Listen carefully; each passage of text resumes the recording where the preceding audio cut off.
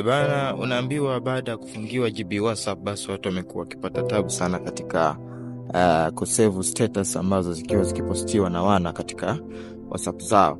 Sasa leo nimekuja na njia nzuri kabisa ya namna ya kusave status ya mdao ikiwa umeipenda. Njia ya mwanzo wewe fanya kuingia sender tu. Yaani mambo ni hizi. Unaingia sender, tunaibonyeza.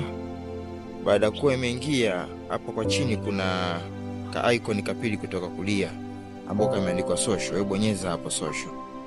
Baada ya kubonyeza social utaona kuna status, kuna Instagram, kuna Facebook, kuna FB Watch, kuna TikTok. Bonyeza ka alama ka status mwanzo kushoto. Ukibonyeza ka alama zitakuja status za wana zote ambazo zimepostiwa kwa leo. Kwa hivyo wewe utakachokifanya ni kubonyeza kialama cha kudownload hiki. Ukibonyeza hapa katika alama ya kudownload, basi mambo yanajipa, then unabonyeza chini connect.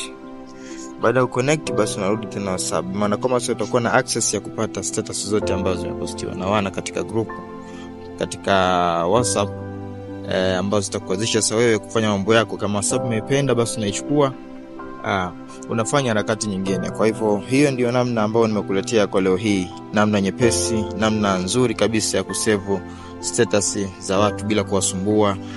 Bwana nitumie mala Kwa hivyo usahau kusubscribe, kulike, kushare na comment ili uwe wa kwanza katika kupata updates zangu kama hizi fupi fupi.